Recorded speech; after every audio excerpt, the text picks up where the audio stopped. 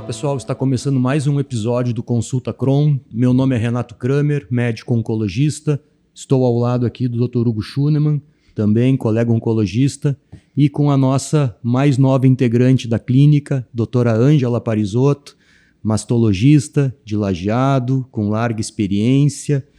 E convidamos ela, porque todos sabem, estamos entrando em outubro, então não podíamos deixar de reservar esse momento para falar sobre o Outubro Rosa, câncer de mama. Mas antes de falar de câncer de mama, eu queria que tu te apresentasse, Ângela, que tu contasse um pouquinho de ti, da tua história, como tu chegou até aqui, como tu escolheu a mastologia, o que te levou a esse caminho tão nobre. Bom, então, um prazer estar aqui com vocês, São dois excelentes colegas. A gente já trabalha muitos anos juntos, E agora estamos mais próximos, então, aqui no Crohn. Bom, então a minha história... Bom, meu nome é Ângela, eu sou de Lajeado, nasci aqui. Venho de uma família em que o meu pai é médico, minha mãe é professora. Nossas famílias, tanto da origem do meu pai como da minha mãe, não eram daqui. Meu pai e minha mãe vieram para cá por uma oportunidade de trabalho. Minha mãe trabalhou muitos anos na Univates, acabou sendo uma das pessoas também importantes para a formação da Univates. Na minha época era FATES ainda, quando eu era pequena. Inclusive, eu estudei lá no 2º grau. E, quando eu era pequena, eu morava nos fundos do hospital. E a gente morava num apartamento. Embaixo era o consultório do pai e, do outro lado da rua, era o hospital. Então, eu convivi, desde criança, com estar no consultório do pai. Muitas vezes a gente ia com o pai para o hospital, e a minha afinidade com a medicina acabou surgindo desde cedo, E quando eu entrei na faculdade, todo mundo me dizia a mesma coisa: vai fazer ginecologia, vai seguir o pai. E eu era teimosa, E eu dizia: não, ginecologia nem pensar, isso eu não vou fazer. Então, pensava em tudo menos ginecologia. Mas, como a gente não faz escolhas só racionais, a gente tem fatores emocionais envolvidos, eu acabei começando a estagiar na ginecologia logo no início da faculdade. E também eu tinha um professor que, lá no primeiro ano, dava aula de biofísica e era oncologista. E ali eu comecei a ficar curiosa em relação a acompanhar ambulatório e tal. E aí foi que... Ele? O Alan. Ah, sim. E aí comecei a acompanhar alguns ambulatórios de oncologia, depois comecei a fazer estágio na ginecologia e, de repente, eu conheci a mastologia, lá no 3º ano. E aí foi assim, paixão à primeira vista, Então, eu achava bacana porque tinha ambulatório, tinha cirurgia, tinha o cuidado com a mulher, que era uma coisa que, instintivamente, para mim, era muito gostoso de trabalhar. E até o final da faculdade eu tinha decidido que a minha prova de residência ia ser para fazer mastologia. Então, assim, eu tinha bem claro isso, Então, fazer ginecologia para mim era como se fosse um trampolim, porque para a gente fazer mastologia tem que fazer ou ginecologia obstetrícia primeiro ou cirurgia geral. E por afinidade, questões do pai, então caí eu na ginecologia obstetrícia, E depois dos 3 anos de ginecologia, então, eu fiz a minha prova de mastologia e fui seguindo o meu trajeto, Então, foi assim, como é que eu digo? Influências que eu tive da minha infância já, de convívio com o pai, que estava sempre trabalhando, mas ao mesmo tempo, apesar de ele estar bastante ausente, acabava tendo essa influência positiva, do trabalho que ele fazia. E segui, então, na mastologia. E cá estou, Tu ainda fazes que legal. Não, parei. Só mastologia. Só mastologia. Quando eu vim para Lajeado, eu comecei a fazer plantão em Lajeado em 2009. Eu ainda estava na minha formação de residência. Comecei atuando como plantonista, depois entrei na residência de masto, acabei mantendo meus plantões aqui. Foi isso que me linkou com o Lajeado de volta, porque a minha ideia, a princípio, não era voltar a Lajeado, era ficar em Porto Alegre. Mas comecei a fazer plantões aqui e comecei a fortalecer meus vínculos aqui na região. Então, em 2012, foi quando eu terminei minha formação de mama, eu voltei para cá e já fazia plantões aqui em Lajeado, fazia plantões em Estrela. E no início eu comecei como ginecologista e obstetra também, né? Até porque no plantão o que eu fazia era basicamente obstetrícia. Mas depois de 2, 3 anos, eu defini que eu precisava escolher. Foram 3 anos de ginecologia, mais 2 de mastologia. Isso, 5 anos de residência. Quase o mesmo tempo de faculdade.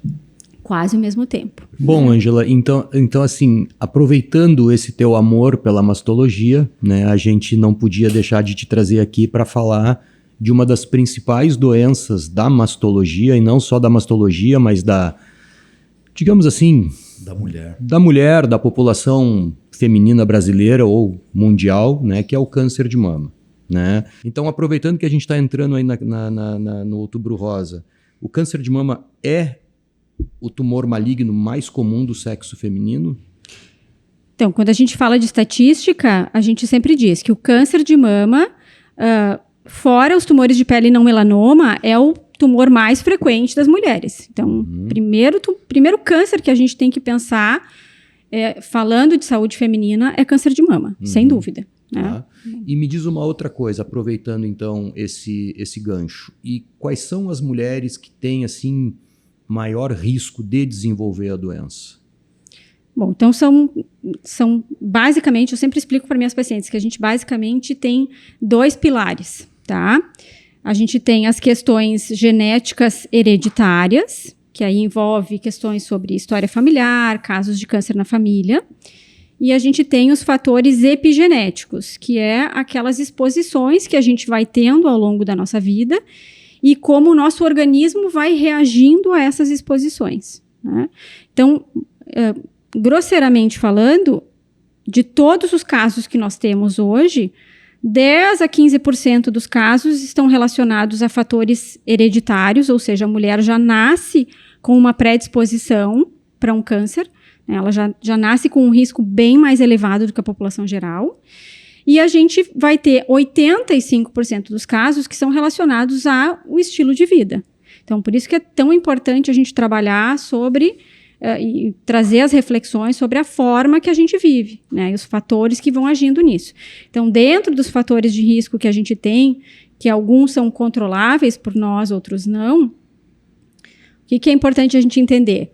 Por exemplo, a nossa questão de exposição, a nossa janela hormonal, apesar de que isso tem sido revisto e discutido, né?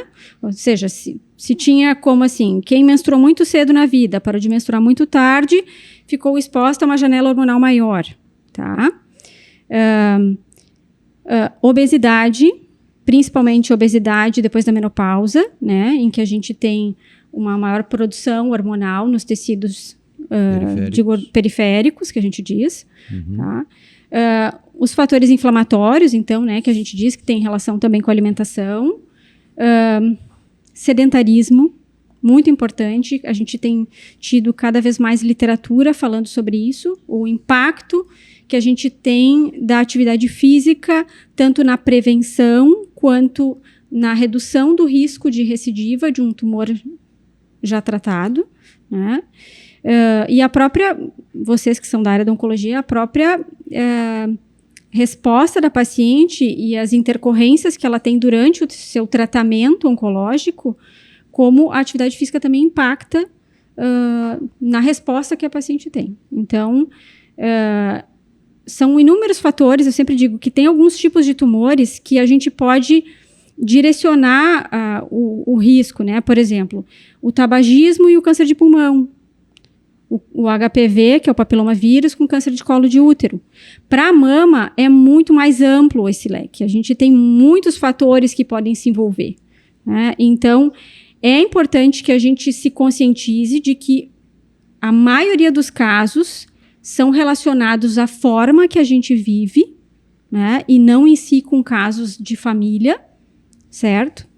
E, às vezes, mesmo que tenham casos na família, não necessariamente nessa família há uma mutação, há um fator já. Há fatores externos dentro também, da família que estão contribuindo. Né? Então, é importante que que a gente faça essa observação. E aproveitando alguns questionamentos dentro desse assunto ainda que eu não posso deixar passar. Tu ainda leva em consideração o histórico familiar para dizer se a mulher ela é de alto risco para câncer de mama ou não, mesmo que não exista uma predisposição hereditária. Mas digamos que a fulana tenha uma mãe e essa mãe teve câncer de mama. Eu automaticamente considero essa mulher como de alto risco para câncer de mama ou isso não é mais válido como um conceito? Atualmente, nós temos exames específicos para testagem genética. Então, quando nós consideramos que há um risco nessa família de uma mutação, o ideal seria fazer a testagem, certo? O que a gente, às vezes, tem na nossa clínica é situações, por exemplo, em que a paciente fez um teste genético, mas que há uma série de casos na família e que fica muito difícil, mesmo com um teste genético negativo, nós considerarmos essa paciente de baixo risco. Né? Então, há situações, eu atendi uma paciente agora ontem, que foi isso. O paciente fez testagem genética, a mãe tinha tido um câncer de ovário e um câncer de pâncreas. E a paciente fez um teste genético, dela veio negativo. Mas ainda assim, depois de uma avaliação genética, ela consultou com um médico geneticista, ela ainda ficou sendo considerada uma paciente de moderado risco. Então, essas questões de que a gente fazer o teste genético e ele vir negativo nos isenta, a gente tem que ter muito cuidado com isso. Né? E vamos lá. E pensando na questão da predisposição hereditária, quem são exatamente as pacientes que eu preciso olhar e suspeitar que tenha alguma questão de predisposição hereditária envolvida e, obviamente, eu preciso encaminhar para um mapeamento genético? Bom, quando a gente faz a primeira consulta da paciente, sempre nós perguntamos para a paciente que casos tem na família, tá? E dentro desses casos, a gente não está restringindo a pergunta para câncer de mama. Então, sempre importante, porque as pacientes dizem, de câncer de mama não tenho ninguém. Mas muitas vezes, como o caso dessa paciente que eu atendi semana passada, ontem, ela tinha câncer de ovário e pâncreas, que é super importante para algumas mutações que associam com mama. De BRCA, né? Então, casos na família, principalmente primeiro grau, por exemplo, mãe, irmãs, filhos, né? Sempre chamam mais atenção. Casos como câncer de mama, câncer de ovário, câncer de pâncreas, alguns casos de intestino, esses casos também chamam atenção. Né? Então, não é só câncer de mama, e também outra questão que às vezes vem para o consultório são as dúvidas assim, na família da minha mãe, não. E às vezes se considera que se importa só a família materna. Sim, a família e do pai não contribuiu com nada. A família do pai também, metade da genética vem do pai.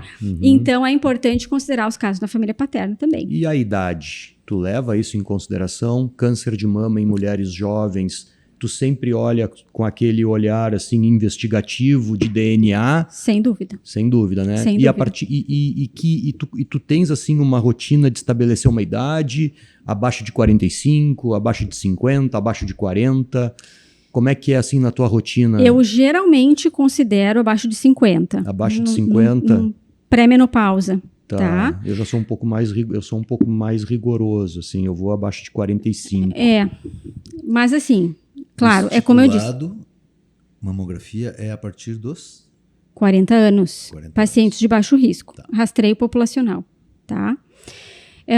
Essa questão da idade, eu acho que às vezes ela é relativa, né?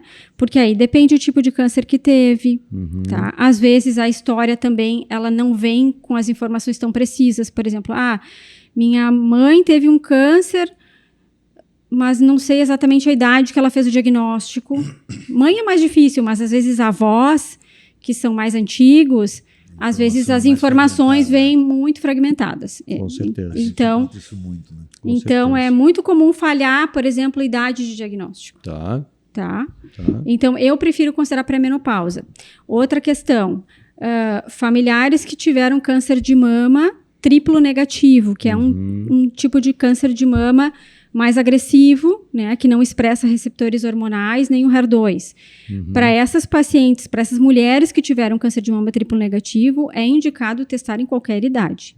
Então, por exemplo, a mãe teve um câncer de mama aos 70, mas foi um triplo negativo, a gente considera testar. E voltando ali um pouquinho nas questões de estilo de vida que tu comentou, né, obesidade, sedentarismo, alimentação, enfim, que contribuem como fatores de risco hoje preponderantes para câncer de mama, tu atribuiria isso ao fato de estarmos tendo cada vez mais mulheres jovens com câncer de mama? Porque estatisticamente, né, a idade média de diagnóstico de câncer de mama é a partir dos 55 anos, né? E hoje a gente tem mulheres de 35, 40, 42, 43, e a gente vê essa estatística aumentando vertiginosamente. E a primeira pergunta que a gente tem que responder é por quê, né? Eu tenho, por conceito, assim, por definição, né, que realmente, muito provavelmente, o que está acontecendo é o meio ambiente onde a gente vive, né? Não sei o que tu pensa sobre isso. Com certeza. Isso é estatístico, inclusive, né?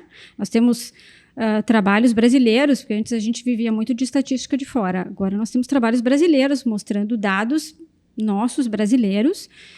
E, segundo esses trabalhos, 40% dos casos de câncer de mama hoje são em mulheres abaixo dos 50. E isso também é por esse motivo que vem a nossa briga, né, tanto da Sociedade Brasileira de Mastologia, a Federação de Ginecologia e Obstetrícia, para que a gente possa manter o rastreio anual com mamografia a partir dos 40, certo? Então, 40% dos casos já nossos é em mulheres abaixo de 50. Nós estamos observando uma redução de idade para o câncer de mama. E isso, com certeza, está relacionado à nossa forma de viver. Gravidez tardia? Hugo, gravidez tardia faz parte, assim, quando estilo, a gente... né? De estilo, Mudou, né? Porque nós as mulheres antes tivemos tinham uma série de mudanças 18, 20 anos, agora estão tendo sociais, as 30. comportamentais. Então, por exemplo, a mulher começou a estudar, ir para o mercado de trabalho, inclusive entrar em profissões em que exigem, às vezes, anos de formação, né? Eu falo por mim, né? Fui terminar minha formação com quase 30 anos, então aí a gente começa a trabalhar, não vai ter filho logo de início, Sim, geralmente. sim. Né? Então, e ainda vai para mestrado, vai fazer outras formações, e isso acaba adiando a nossa maternidade.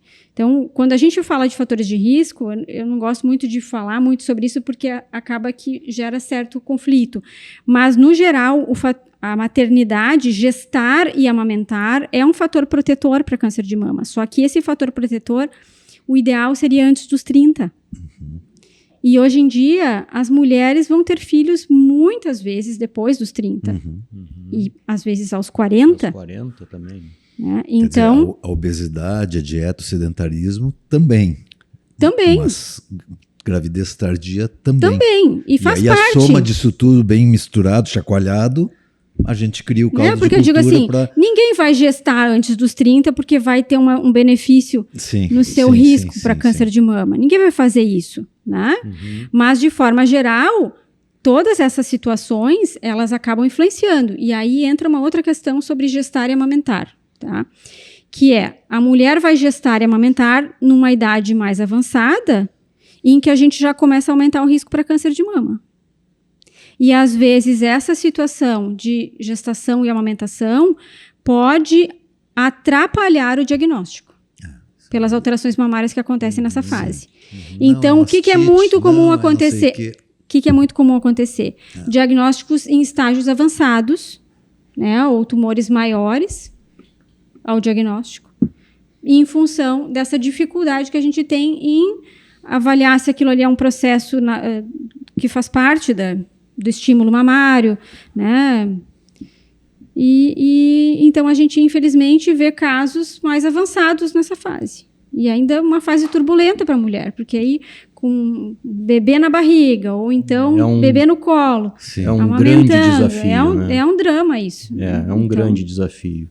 E vamos lá, então. Bom, a gente já conversou um pouquinho sobre a idade, então, que a mulher deve começar o rastreamento em torno de 40 anos, né? Com a mamografia anual, sempre com eco mamária? Não. Então, assim... Porque essa é uma dúvida bastante frequente no consultório. O que é recomendável? Mulheres de baixo risco, né? Ou seja, que não tem uma recomendação específica de rastreio, não tenho casos na família, vou começar minha rotina, não tive nada até hoje na mama. Aos 40 anos, é recomendável que essa mulher comece a fazer mamografia anualmente, todos os anos, certo? A mamografia é o nosso exame de rastreio. A ecografia não é um exame de rastreio. A ecografia é um exame complementar. O que acontece? Numa mulher que vai fazer mamografia aos 40, ela ainda tem bastante ação hormonal na sua mama. Então, é muito frequente que a gente vai encontrar uma mamografia com uma mama mais densa, né? Uma mama mais glandular, uma mama mais jovem.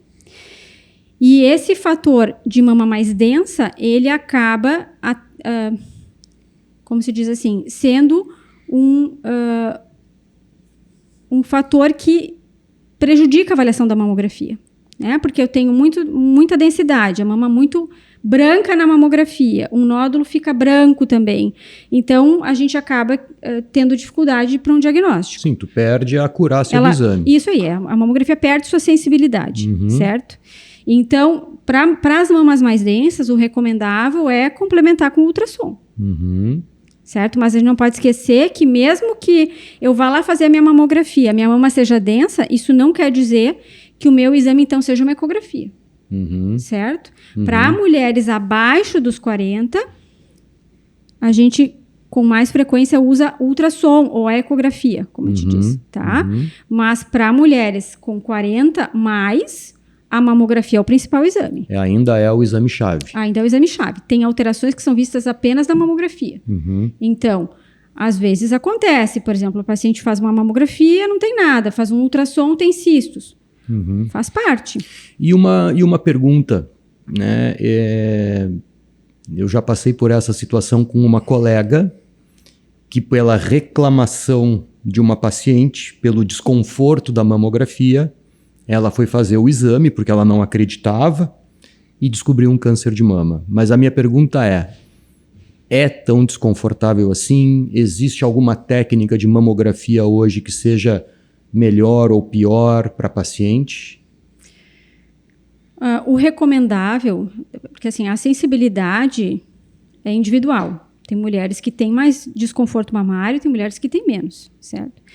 O ideal é que a gente procure evitar fazer a mamografia no período pré e menstrual, que é um período de maior sensibilidade da mama. Então, por exemplo, desceu a menstruação, conta uns 10 dias para frente, é o período ideal de fazer a mamografia, certo? Às vezes, na vida real, é difícil agendar o exame, é difícil conciliar compromissos, vai fazer a mamografia em qualquer período. Para aquelas mulheres que não têm muito desconforto, ok. Para aquelas mulheres que têm muita sensibilidade, melhor planejarem a sua mamografia para esse período de passado a menstruação. Mas tem alguma diferença entre mamografia digital e a convencional? Sim. A mamografia digital, ela é superior à mamografia convencional, principalmente para as mamas mais densas. Tá. Isso é comprovado, né? Atualmente, nós temos poucos aparelhos ainda de mamografia convencional. A maioria dos aparelhos já são com mamografia digital. Isso melhorou a nossa sensibilidade do exame. A ressonância entra quando? Quando tu já tem um diagnóstico feito? Ou Depende, Hugo. A ressonância, eu sempre digo assim, basicamente, nossos exames de imagem de mama são 3. Mamografia, ecografia ou ultrassom e a ressonância, certo? Existe também tomossíntese, que é uma mamografia tridimensional, né? Existem outros métodos, né? Mas assim, na nossa prática, a maioria é mamografia, ecografia e ressonância.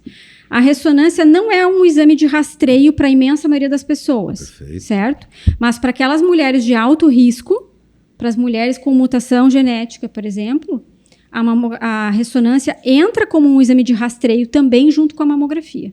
Certo. Tá? Então, como eu sempre digo para minhas pacientes, nenhum exame é 100%. Todos os exames têm suas vantagens e suas desvantagens. O que é importante? A gente avaliar, individualizar para cada mulher em que situação indicar aquele exame. Tá? Mas lembrando que a mamografia é um exame essencial, é o nosso principal exame depois dos 40 anos. E um custo-benefício também comprovado, né? Excelente. É difícil bater a mamografia nesse quesito, né? E conforme a gente vai avançando a idade, a mamografia vai ficando mais sensível. Sim. Vai ficando melhor, né? Porque a mama vai sendo... o tecido mamário gradualmente vai atrofiando, a gordura vai ocupando mais espaço e a gente vai melhorando o nosso contraste, enxergando melhor. Não, pode falar. Não, participa aí, vai lá. Eu ia fazer uma pergunta numa outra direção. Se tu acha que essa campanha, Outubro Rosa, isso começou lá nos anos 90, se isso está sendo uma coisa positiva no sentido de que sim, começou a mobiliza cada vez mais gente para procurar, porque nós temos um mês que a gente pode falar muito da saúde feminina, né? A gente fala da mama, mas pelo menos nas vezes que eu fui chamado para falar, imagino que o Renato também, a gente fala de outras coisas envolvendo a saúde da mulher propriamente dito. Se isso realmente é uma coisa que mobiliza e que é importante que a gente continue fazendo. Eu acredito que sim. Todos os anos nessa época eu costumo dar palestras e a gente costuma repetir as mesmas coisas, porque apesar de sempre dizer, a mamografia é o nosso principal exame, a gente começa aos 40, às vezes parece que a gente não falou nunca sobre isso, né? Então, eu digo que cada vez que a gente fala, que a gente aborda o assunto, cada outubro vem para reforçar alguma coisinha. Se a gente conseguir acrescentar uma informação para a paciente, né, a gente já está conseguindo cumprir o papel. Certo? Então, às vezes, de um ano para outro também surgem novas informações, coisas que a gente pode adicionar, agregar. O papel é a gente transmitir o conhecimento técnico para as pessoas e que elas também sejam porta-vozes. Elas também possam, dentro do seu núcleo familiar, por exemplo, do seu núcleo social, cobrar da mãe, cobrar da tia, cobrar da irmã. E passar informações. Então, a gente tem um papel educativo, né, informativo, eu acho que é extremamente importante essa época. Eu sempre digo que outubro não é só outubro, né? O ideal seria que a gente todos os meses falasse sobre isso. A doença, ela aparece todos os meses. É o que eu digo também. O nosso trabalho segue sempre, né? E o que a gente vê nessa época é que as pacientes geralmente lembram mais e procuram mais. Mas o câncer não tem mês.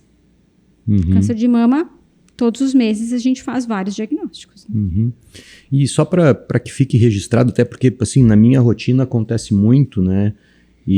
Mas eu vou voltar um pouquinho só para finalizar. Traumas mamários e fatores psicológicos, ansiedade, depressão, podem contribuir para câncer de mama ou não? Porque a gente escuta muito isso. Doutor, depois que eu bati a mama eu notei o nódulo. Isso aqui é porque eu tive uma depressão. Pode ter notado o nódulo porque por ter batido a mama, botou a mão. Né? Mas, não é o bater a mama que causou o Mas nódulo. Enfim, o que a gente escuta no consultório é isso. Eu notei o nódulo depois que eu bati, me deu dor e tal. E muitas pacientes vinculam a questões psicológicas também, né? Até onde eu sei, não tem nada cientificamente comprovado, né? Assim, trauma, a princípio, não tem relação com formação de câncer. Tá. Essa história, ela é relativamente frequente no consultório. Exatamente. Né? Então, assim, histórias que eu já ouvi algumas vezes, levam um coice da vaca e depois teve um câncer. Exatamente. Se associa muito. O que a gente tem que ficar tranquilo é que trauma em si não gera câncer. Trauma pode gerar algumas alterações mamárias permanentes, por exemplo, um processo de esteatonecrose, que é como se fosse um infarto da gordura, né, mamária, que isso pode ficar permanente, ficar com a sensação de que a gente tem um nódulo, por exemplo. Mas isso em si não aumenta o risco de câncer. Tá. Certo? Tá bem. E as questões psicológicas? Tem algum dado para trazer? A favor ou contra? Na minha opinião, tá? A gente a gente tem influências. O que é muito difícil de explicar para paciente é o quanto a gente consegue mensurar isso. Sim. Certo? Mas a gente tem estudos que falam sobre a relação do nosso sistema imunológico com fatores de estresse, depressão, né? E o nosso sistema imunológico também é importante na ação contra as nossas células tumorais. Então, sim. Eu tenho esse mesmo conceito também. Agora, é difícil a gente responder para paciente, porque elas vêm e perguntam assim, será que foi porque eu passei por uma separação e tive um quadro de muita tristeza? A gente não consegue responder isso para paciente, mas que talvez aquilo ali tenha sido um fator somatório, sem dúvida. Perfeito. Vamos adiante? Vamos entrar agora num outro aspecto, mitos e verdades. Eu adoro isso. Quais são... Já respondeu, né? Não, mas vamos lá. Quais são os equívocos que tu mais acompanha no teu dia a dia de consultório com relação, né, a essa condução de prevenção, câncer de mama, enfim, a todos os aspectos envolvidos mexeu, espalhou. ao câncer de mama? Bom, já que tu falou isso, agora eu vou falar então sobre isso. Assim, depois que mexeu, espalhou, né? Às vezes as pacientes têm medo, têm receio de fazer uma biópsia, por exemplo. Foi detectado um nódulo no exame e aí nós precisamos fazer uma biópsia para investigação. A biópsia é um exame extremamente seguro. Então, o paciente não precisa ficar com medo de que se fizer a biópsia vai espalhar o tumor. O que acontece é que localmente, no momento da coleta, há um pequeno sangramento. E isso faz com que, momentaneamente, aquela área possa aumentar um pouco de volume. Mas não que a biópsia vá fazer uma disseminação tumoral, por exemplo. Tá? Outra questão bastante polêmica, que vem em ondas, assim. Tem períodos que vem bastante, depois dá uma acalmada, depois vem de novo. É em relação à mamografia causa câncer. Tá? A gente tem, quando faz a mamografia, a gente recebe uma pequena dose de radiação. E a radiação, sim, é considerada um fator de risco para desenvolvimento de neoplasias, de tumores, certo? Mas a dose que a gente recebe de radiação na mamografia é uma dose pequena. É um exame considerado seguro e muito mais benéfico, se feito um diagnóstico precoce, do que maléfico, certo? Então, em relação a se vai comprimir ou se vai ter a radiação, se isso pode gerar um tumor de mama, não, é um exame seguro, super seguro, comprovadamente muito mais benéfico do que de risco, certo?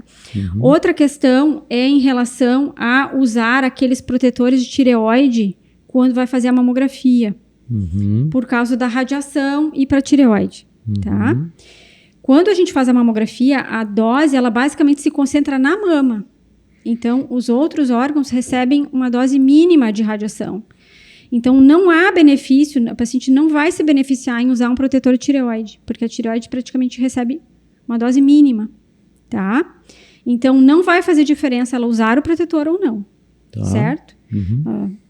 Teve épocas aí que se disseminou informações distorcidas de que nós não queríamos que as pacientes usassem o protetor.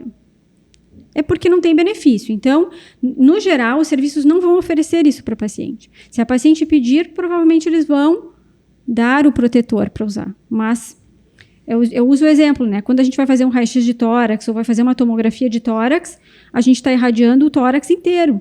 Sim. E a gente não usa protetor. Sim. Então, vale a mesma coisa para mamografia. Uma coisa que já aconteceu comigo no consultório, e aí dentro dessa linha dos equívocos, né, é com relação ao autoexame de mama.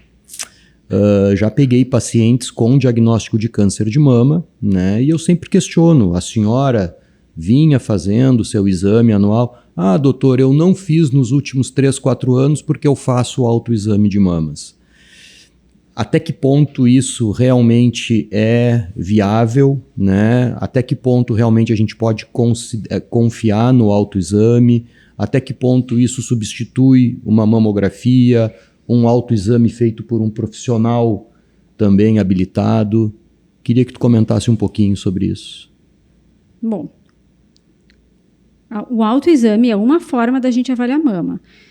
Quando a gente vai fazer o autoexame, tem algumas variáveis nisso, né? Depende o quanto a mulher se conhece o seu corpo, depende o volume da mama que a mulher tem, né? Depende o grau de densidade mamária, porque uma mama super densa, se tiver um nódulo denso lá dentro, talvez vá passar batido, certo?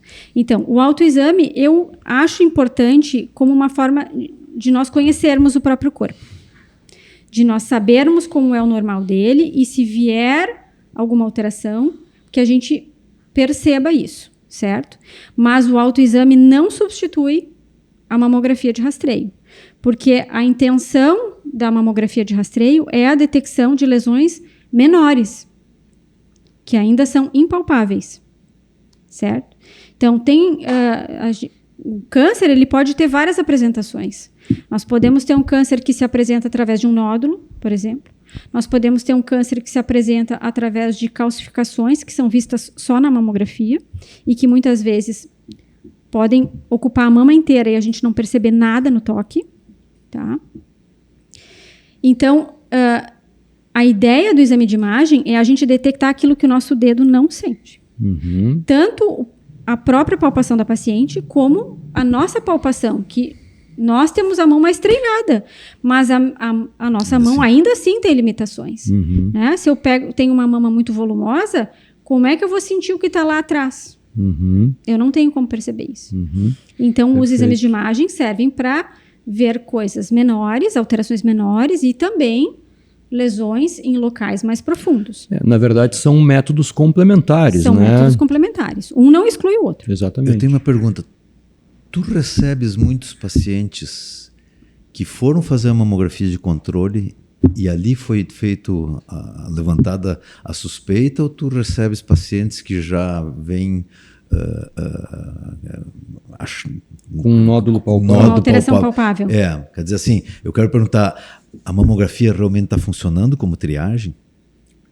Sim, funciona. Funciona como triagem. Né? Sempre que a gente recebe uma paciente com uma mamografia alterada e que a paciente não sente nada, é a nossa situação melhor. Uhum. Na maioria dos casos, são lesões menores. Perfeito. Né? Mas, assim, todos os dias eu atendo pacientes que vêm com alteração de exame. Motivo da consulta, alteração no exame de rotina. Não sinto nada, fui fazer minha mamografia e deu uma alteração. Certo? Mas também, muitas vezes, nós atendemos na nossa rotina também pacientes que vêm com alguma queixa. E às vezes elas sentem alguma coisa e o exame às vezes nem tem tradução daquilo. Certo? Então, o nosso papel, eu digo que o nosso papel é montar um quebra-cabeça entre o que a paciente sente, o que os exames mostram, o que a gente percebe no nosso exame e montar aquele quebra-cabeça. Né? Porque, no final das contas, o que a gente quer é não deixar passar um câncer. Né? E eu acho que uma coisa que vale a pena a gente deixar registrado aqui, pelo menos é um conceito meu também, é que o fato da mulher fazer a mamografia e essa mamografia está normal, não quer dizer que está tudo bem. Não.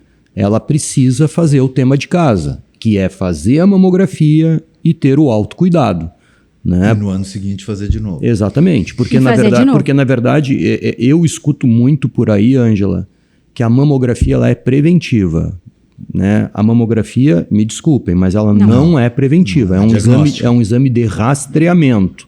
O objetivo da mamografia é diagnosticar a lesão no seu estágio mais precoce. Então, assim, eu não posso dizer que porque eu fiz a mamografia que eu estou prevenida do câncer de mama, né? Então, isso é uma coisa que eu sempre digo, a gente tem que fazer o exame de rastreamento, mas para que esse exame de rastreamento dê negativo, tu precisa fazer o tema de casa. Eu acho que isso é muito importante, que fique registrado aqui. Exatamente. Né, para que as pessoas escutem de mais médicos o quanto isso é importante. Porque o que a gente mais vê são as mulheres fazendo mamografia, terminando o exame, sentando numa mesa de bar para comemorar o resultado do exame que deu normal. Né? Então...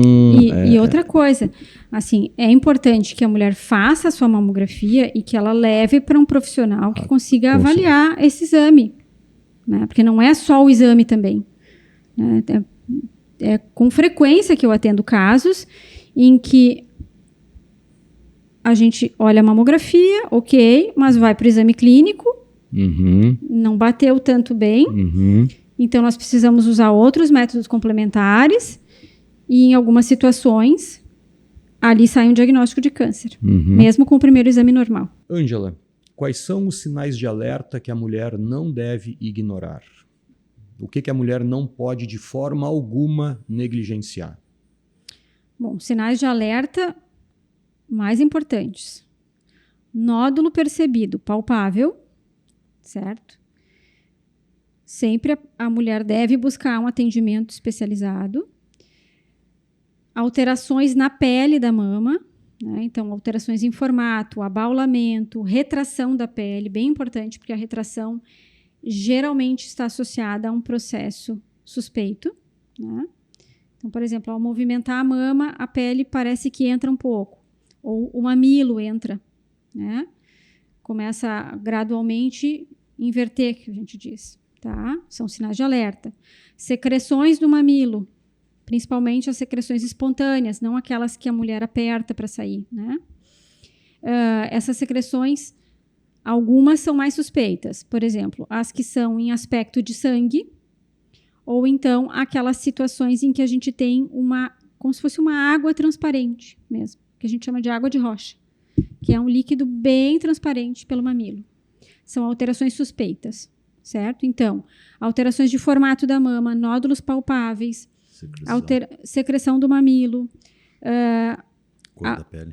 cor da pele ou alterações de abaulamento, retração da pele, sempre importantes. E outra alteração que também pode ser percebida e que deve ser bem avaliada é quando a mulher percebe ínguas embaixo do braço, certo? Que também precisa ser melhor investigado. E quer fazer alguma pergunta? Não, nesse tá sentido? perfeito. Acho que é isso aí, né? Ela foi perfeita. Acho que é isso aí também, tá? Estou aprendendo aqui. E vamos lá, vamos adiante então. E considerando, Ângela, esse diagnóstico precoce, até que ponto isso muda o rumo da história? Completamente. O diagnóstico precoce é o que vai nos dar a maior possibilidade de cura da doença, né?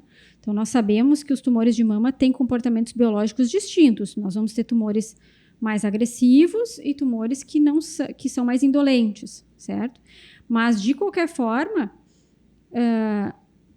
é sabido que o câncer de mama, detectado em estágios mais iniciais, né? Então, as lesões mais precoces, menores, vão ter uma chance de cura muito maior. Então, a gente consegue taxas de até 95% ou mais de chance de cura se detectado uma lesão bem inicial. E aí entra a própria questão da mamografia, para que a gente possa detectar lesões que às vezes são milimétricas, né?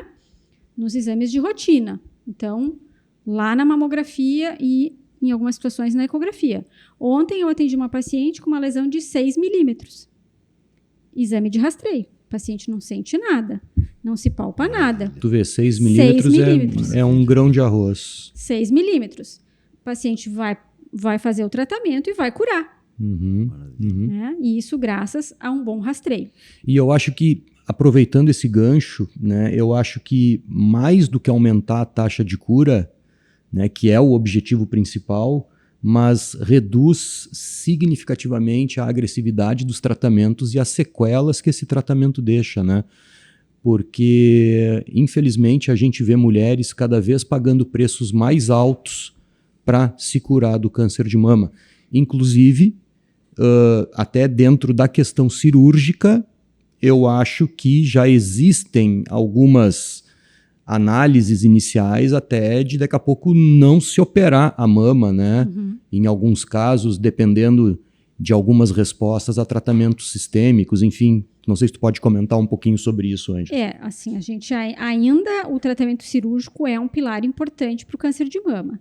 Mas nós temos estudos em andamento avaliando para, em algumas situações, excluir a cirurgia quando uma quimioterapia, por exemplo, feita previamente, faz com que a lesão suma, né? Que a gente chama isso de resposta completa. Talvez a gente podia fazer um histórico, né? Se a gente voltar 150 anos para trás, quando tinha diagnóstico de câncer de mama, não só tiravam a mama, como tiravam a musculatura até as costelas. Halsted. Né? Exato. Aí depois começaram a economizar, tirar menos, e nos anos 90, faz bem pouco tempo, se viu que tirando um pedacinho da mama e complementando com outros tratamentos, o resultado era o mesmo que tirar a mama toda. Né?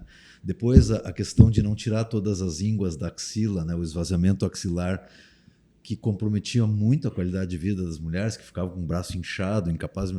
Né? Hoje, tira 1 ou 2 linfonodos quando tem uma suspeita, e se eles forem comprometidos, vai definir outro tratamento, ou se não, não vai. Né? Então, é interessante acompanhar isso ao longo da história, como a gente vem tentando cortar cada vez menos, né? Tirar cada vez menos, porque com outras formas a gente pode ter o mesmo resultado. Exatamente. E o que a gente tem observado é que, em muitas situações, os tratamentos menos agressivos, eles são melhores. Né? Melhores para a qualidade de vida, melhores em termos de até a resposta da paciente a uma recidiva. Então, hoje, por exemplo, a nossa cirurgia de primeira escolha é a cirurgia conservadora, a cirurgia que a gente preserva a mama. Né? Dentro do possível, evitar cirurgias mais radicais, a mastectomia, a linfadenectomia, que é a retirada de todos os linfonodos. A gente faz essas cirurgias mais como exceções. Né? Então, claro, cada caso é um caso, é difícil a gente estabelecer um tratamento igual para todo mundo, mas dentro do possível, o que a gente tem visto é que os tratamentos menos agressivos, eles proporcionam uma qualidade de vida melhor para o paciente e, às vezes, um melhor controle da doença a longo prazo. Né?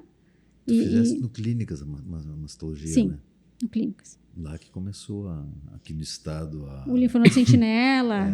E eu me lembro que no começo todo mundo olhava aquilo meio atravessado, sim. Né? E hoje em dia a mudança de paradigmas sempre causa e mesmo isso. A cirurgia conservadora, né? Assim, em algumas situações a gente ainda observa, e não é só vindo dos pacientes, às vezes é vindo até de profissionais da saúde, que ainda tem a impressão de que fazer uma mastectomia é melhor do que fazer uma cirurgia conservadora. Ou ainda é melhor fazer uma linfadenectomia, que é retirada de vários linfonodos, do que fazer linfonodo sentinela. Então, assim, a gente tem que desconstruir esses conceitos e reconstruir. Né? E tu sabe que uma coisa muito comum assim na prática de consultório, o Hugo vai confirmar isso, é que graças a essa evolução dos tratamentos, cada vez mais a gente está impossibilitado a tomar decisões sozinhos, né? A gente precisa, sim, ter uma equipe atuando no mesmo local. Quer dizer, até não precisa ser no mesmo local, mas com certeza isso facilita muito, né, Ângela? E para que a gente possa tomar uma decisão mais assertiva quanto à conduta, porque uma coisa que eu sempre digo, eu posso colocar nessa sala 10 mulheres com câncer de mama. A única coisa que elas têm igual é o CID da doença, porque fora isso, cada uma tem a sua doença, com o seu comportamento, com as suas... Talvez vai ter 11 condutas para 10 mulheres. Exatamente. Né? Então, assim, hoje a gente tem que pensar na frente, tem que pensar em sequenciamento de tratamento, o que pode acontecer se eu começar por aqui, o que pode acontecer se eu começar por ali. A gente precisa ter a visão do cirurgião, a visão do radioterapeuta, a visão do oncologista, para que essa mulher possa ter o melhor tratamento para chegar onde ela quer, que é mais cura e menos morbidade do tratamento. Mais, né? Talvez daqui 2 anos, pegasse as mesmas 10 mulheres e botasse, a gente trataria de outro jeito. De outra forma. Né? Só olhar a hormonioterapia, né? O que mudou? Quando lançaram o tamoxifeno, não, vai tomar a vida toda. Depois 5 anos, 2 anos, 3, 1 ano. Como isso foi mudando? Não, agora faz sanduíche, um depois o outro. Como isso tudo foi mudando, né? E está mudando enquanto que tu estás tratando as pacientes. Exatamente. Né? Exatamente. Eu digo, olha, minha formação eu terminei em 2012. Só serviu para pegar o diploma. Na verdade, assim... porque aquele livro não serve mais. Só serviu para pegar o diploma. Anatomia. Muitas coisas a gente faz muito diferente hoje. E eu digo, graças a Deus, sim, né? Assim, nós estamos falando num futuro não tão longínquo, excluir a cirurgia para algumas pacientes do tratamento, ou então não precisar fazer linfonodo sentinela. Não mexer na axila. Então, são muitas revoluções, e isso vai além da cirurgia, porque eu acompanho muito a questão cirúrgica, mas a questão toda dos tratamentos. Né? Com certeza. E eu digo para as pacientes assim, às vezes elas vêm e ficam com um pouco de sofrimento assim, em relação a que eu vou precisar de tratamento. Eu sempre digo que quem vai definir o tratamento é a doença. Né? É verdade. Tem algumas situações em que a gente vai poder discutir uma outra coisa, mas é a doença que define o tratamento. É a doença dentro do corpo daquela mulher que vai, naquele contexto, que vai definir como nós vamos tratar. E nós formamos uma equipe multidisciplinar para isso. Né? Então, é muito frequente que a gente sente para fazer a discussão do tratamento antes de começar ele. Não é assim, eu faço a minha parte, vocês fazem a parte de vocês. Não, a gente senta lá no início, como é que nós vamos começar, qual é a melhor ordem desse tratamento, porque a gente está olhando aqui, mas a gente já está olhando lá na frente.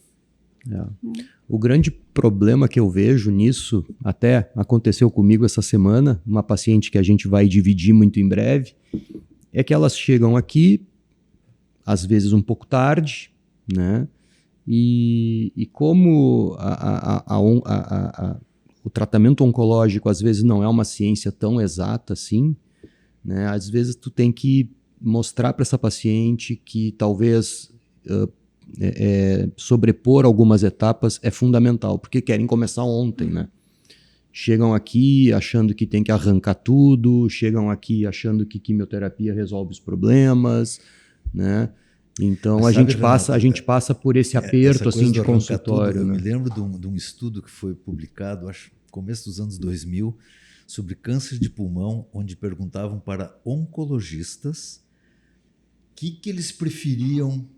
No caso, uma situação lá de câncer de pulmão, disse, não, tirar o pulmão. Porque nós médicos também temos esse medo. Com é melhor certeza. arrancar o troço, tirar, me livra disso, do que dizer, não, olha só, não é necessário.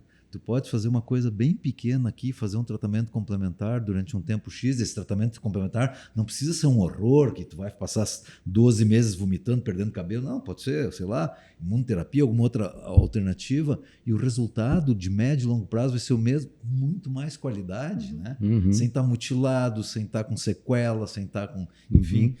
E essa segurança é a ciência que nos dá. Claro, a gente tem essa coisa de arranca isso de mim. Tira isso de dentro de mim. E evoluindo agora um pouquinho na questão do dar o diagnóstico, que é uma coisa que tu faz muito mais do que a gente, né? Porque como tu é mastologista, tu recebe mulheres ou para fazer rastreamento ou já com alguma alteração em exame ou alteração em exame físico, então obviamente tu faz muito mais diagnóstico do que nós e consequentemente tu reporta esse diagnóstico para a paciente. Como é para ti fazer isso, né? Se tu consegue me dizer assim em algumas palavras como tu faz isso, né, de uma forma mais delicada, que eu sei que tu deve fazer, né? E como é que tu orienta assim, esse apoio emocional para aquelas pacientes que tu identifica que realmente estão precisando? Porque é um momento de luto para muitas mulheres. Sem dúvida. Né? Sim. Às vezes as mulheres estão em fases diferentes no seu momento de diagnóstico. Algumas, elas vêm para o diagnóstico e elas já vêm para tu dar o veredito. E outras vêm ainda muito imaturas. Então, esse cuidado no diagnóstico, no fornecer o diagnóstico, é algo que a gente vai aprendendo a ter essa sensibilidade. Porque o que a gente precisa é fazer a paciente entender que ela tem uma doença e que, a partir dali, ela vai precisar tomar algumas atitudes. Então, eu preciso passar essa informação para ela, mas, ao mesmo tempo, eu preciso que ela fique tranquila para que a gente possa conduzir. Então, assim, é muito individual isso, sabe? E tem situações que é impossível a gente não se emocionar na hora, inclusive. Com certeza. Né? Cada um vem com uma história. Então, às vezes, até a gente chegar ao diagnóstico, A paciente veio, fez uma consulta, ela veio com o exame alterado, depois ela veio com o pedido da biópsia, e aí assim a gente vai indo, sabe? Então, às vezes a gente tem um tempo para se conhecer até que o diagnóstico venha. E tem vezes que o diagnóstico vem na primeira consulta, assim, né? Então, essa paciente, por exemplo, que eu atendi ontem, que é uma lesão de 6 milímetros, ela veio porque ela leu o diagnóstico no laudo. Ela veio com o diagnóstico pronto, primeira consulta. Olhou no Google já sabia olhou o que no Google. tinha, claro. O Google acabou com ela, né? E então ela chegou num estado emocional muito abalado, assim. Ela chorou, já começou a falar, ela chorou. Então a gente tem um papel de responsabilidade como profissional de passar o que precisa ser passado, né? Não posso também Com certeza. tranquilizar de que Não, tá tudo bem, tá vai pra tudo casa. bem, não tá pode, tudo bem, óbvio que não, né? Não tá, claro. Pode chorar mesmo, porque é ruim, mas a gente precisa também dar a luz ali para aquele caminho. Precisa orientar a paciente, precisa ser feito. Com 6 milímetros é muito, muito menos ruim do que seria 25 anos atrás, porque não seria 6 milímetros. Mas aí, assim, né? É como aquelas situações que a gente vivencia. Para ela, eu falo assim, mas é 6 milímetros, é só 6 milímetros. Não, ela tem um câncer. Por isso que eu acho importante o Outubro Rosa, para conscientizar as mulheres que, apesar do diagnóstico, elas não estão fadadas a morrer dessa doença. Com certeza. Né? Porque é a primeira coisa que vem na cabeça. Bom, estou com câncer, quando eu vou morrer? Né? Já vou me despedir, já vou preparar meu como é que chama? Agora me deu branco. Testamento. O Hélio está aqui assistindo, fez um comentário há pouco, ele não vai me deixar mentir sozinho. A gente que tem mais tempo de formado, eu me lembro de passar no corredor do Hospital Santa Rita, olhar uma mulher e ver que ela tem um câncer de mama, porque o tumor era tão grande que aparecia por debaixo e que assim, da roupa. Mesmo com mastectomia já não ia mais resolver, porque provavelmente já estava... Isso é uma coisa que não se vê mais hoje em dia. O quando tu vê é uma coisa assim que tu vai te lembrar o dia e a hora que tu atendesse aquela paciente, porque é uma coisa muito excepcional. Né? Então, assim, as coisas mudaram muito para melhor. E essa talvez a informação que a gente tem que trazer no Outubro Rosa é de que graças às campanhas, a disseminação do conhecimento, quer dizer, nós temos muito mais mastologistas e cirurgiões oncológicos, nós temos muito mais aparelhos para fazer diagnóstico hoje do que nós tínhamos há 30, 50 anos Sem atrás. dúvida. Nós temos muito mais gente, químio, enfim, nós temos todo um contexto muito melhor hoje do que a gente tinha não é assim há 200 anos atrás, estamos falando de pouco tempo atrás. Pouco tempo. Quando eu me formei, quando o Hélio se formou, que não faz tanto tempo assim, e que mudou. Então, realmente, essa paciente, claro, chora. É óbvio que não é bom ter câncer. Mas, cara, olha só, que bom que tu diagnosticasse precocemente, que bom que nós vamos poder te tratar e que tu tem uma grande chance de te curar. Essa que tem que ser a mensagem. Agora Chora, mas vamos lá, né? Vamos segurar a mão um do outro, tu vai chorando, mas nós vamos te conduzir no caminho para resolver isso. E tu sabe que, assim, eu vou falar para vocês uma questão profissional pessoal. Às vezes, né, a gente também tem que dar esse diagnóstico e tal, e uma coisa que mudou muito a minha maneira de dar esse diagnóstico, e isso é uma coisa que a gente vem amadurecendo, porque eu brinco com os meus pacientes. Eu tenho pena de quem me conheceu quando eu saí da residência. Pena no bom sentido, né? Porque eu não era o oncologista que eu sou hoje. Não que eu seja o melhor do mundo, mas a oncologia faz tu amadurecer. Essa troca de experiências, a maneira como tu convive com esses pacientes de meia em meia hora, todos os dias, 20 anos da tua vida, se tu não mudar, tu tem que ser estudado. Então, assim, eu tenho pena no bom sentido de quem me conheceu quando eu saí da residência, porque eu não tenho dúvidas de que hoje a gente conduz as coisas de maneira muito mais apropriada. E uma das coisas que para mim mudou muito ao longo desses 20 anos, mas que já vem de muito tempo atrás, é entender que o paciente não é um câncer. É um ser humano que está com a doença. É a mãe de alguém, é a irmã de alguém, é a filha de alguém. Mas Renato, né? A gente precisa entender isso para poder abordar isso de maneira mais tranquila também. Há 20 anos atrás, os teus pacientes eram, na sua imensa maioria, mais velhos ou muito mais velhos do que tu. E agora tu olha e tu vê que tem uma boa parte deles que são mais jovens do que tu. Também. Então, isso também muda na gente, Mexe. né? A forma como a gente enxerga. A gente está falando de enxergar a vida, né? Também. Então, mas eu queria também só complementar que isso é uma coisa, e aí eu vou falar um pouquinho do Cron, a Ângela está chegando aqui no Cron, né? Uma coisa que a gente trabalha muito aqui é isso, é a empatia, né? Porque essa empatia, na hora de dar o diagnóstico, na hora de tu acompanhar o tratamento, é fundamental para que o paciente tenha uma jornada de sucesso melhor. Ângela, nós já estamos aí há bastante tempo conversando, né? Eu queria ver contigo se tu tem alguma mensagem final para passar, se tu acha que ficou algum assunto pendente, alguma coisa importante que tu queira abordar, a palavra é tua. Bom, eu acho que a mensagem que a gente não pode deixar de, depois de toda essa conversa, né, é a gente lembrar que o câncer de mama é o câncer mais frequente que a gente tem nas mulheres. Então, assim, a gente fala de preventivo de colo de útero, outras coisas, mas o câncer de mama para a mulher é o câncer mais impactante, né? Assim como o próstata para o homem. Então, não tem como a gente virar as costas para isso, tá? E também não é só a gente começar aos 40 anos achando que a nossa responsabilidade é ir ao médico uma vez ao ano e fazer a mamografia. Não, não é isso. A nossa responsabilidade é a nossa saúde, nós nos cuidarmos, né? Essa pequena parte de ir à consulta uma vez ao ano e fazer a mamografia, ela faz parte e é muito importante.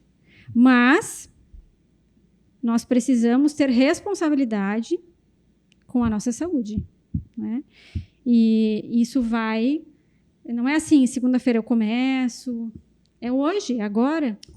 Ontem, né? Com certeza. E, então, assim, eu vejo que muitas vezes a gente fica adiando algumas coisas e, na verdade, na imensa maioria das vezes, é porque nós não colocamos isso como uma prioridade. Hoje eu não tive tempo de fazer meu exercício, minha rotina é muito corrida. Em algumas situações, de fato, tem algumas pessoas que têm uma rotina muito desgastante. Mas, muitas vezes, o que a gente vê na prática é que as pessoas não colocam isso como uma prioridade.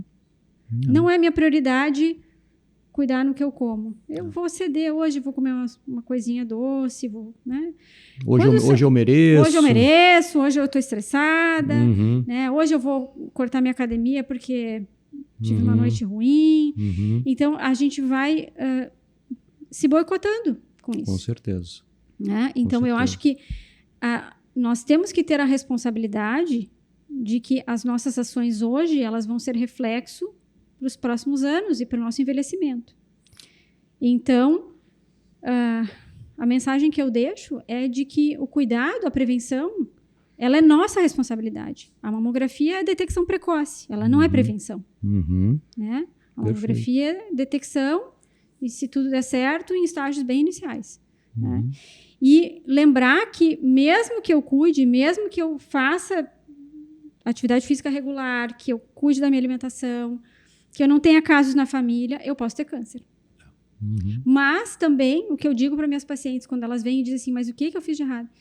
Às vezes não fez nada de muito errado, né?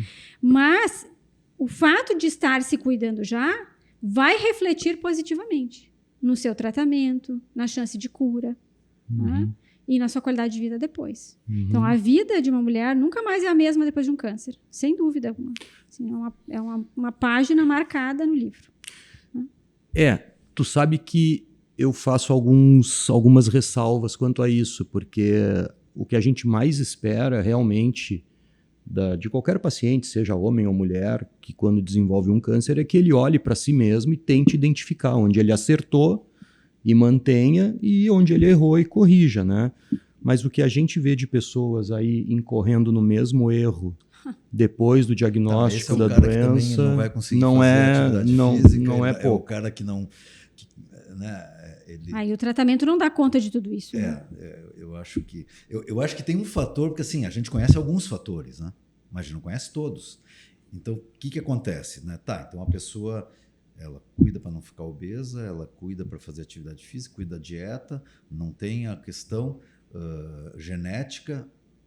Tá, mas talvez tenha um outro fator que a gente não conhece ainda. Com que certeza. Daqui 15 anos, daqui 30 anos nós vamos descobrir e essa pessoa está mergulhada dentro do fator. Sim, inclusive... Então, mas o que eu fiz errado? Não, tu não fez. À luz do conhecimento atual, tu não fizeste nada, tu fizeste tudo certo, mas daqui uns anos nós vamos olhar para trás e vamos dizer, tu vê, o cara morava com a casa virada numa situação solar que era desfavorável. Está aí a contaminação pelos microplásticos também, né? Plástico, sei lá, sabe? Quanta coisa que nós ainda vamos descobrir. E que vai fazer que a gente não conhece, né? Mas eu tenho certeza, teu filho é Pietro, né? Isso. Eu tenho certeza que o Pietro, que está com 8? Quase 7.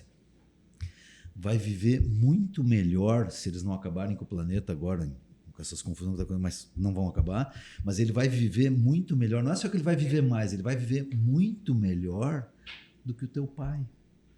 E não porque teu pai tenha feito errado. O teu pai fez o que era certo num momento em que se compreendia que aquilo era o certo. E quero que teu pai viva muito bem, muito tempo, tá? Conheço ele, queridão. Mas eu acho que é isso, né? A vida vai mudando. Se eu penso... O meu pai contava que o meu bisavô, aos 60 anos, chamou os filhos, ele tinha uma propriedade rural, distribuiu a terra, botou uma cadeira debaixo de um carvalho que tinha no potreiro e ficou contemplando a vida, e um ano depois ele estava morto. 60 anos, gente. Uhum.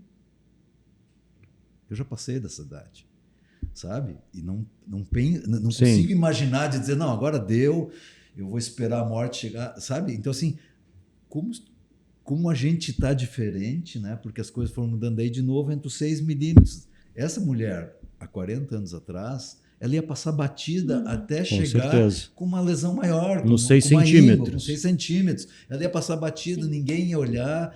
Ela ia no ginecologista, o cara não ia examinar a mama, ia fazer só o preventivo do câncer de colo de útero, sabe?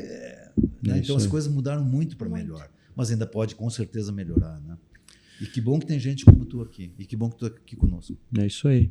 Doutora Ângela, foi um prazer. Imenso. Muito obrigado. Digo mesmo. Acho que foi um papo suave, com bastante informação, né? Acho que quem puder acompanhar vai poder aproveitar isso aí durante muito tempo, porque isso aqui vai ficar não só para um mês, né? A ideia não é divulgar isso só durante o Outubro Rosa, como tu mesmo solicitaste.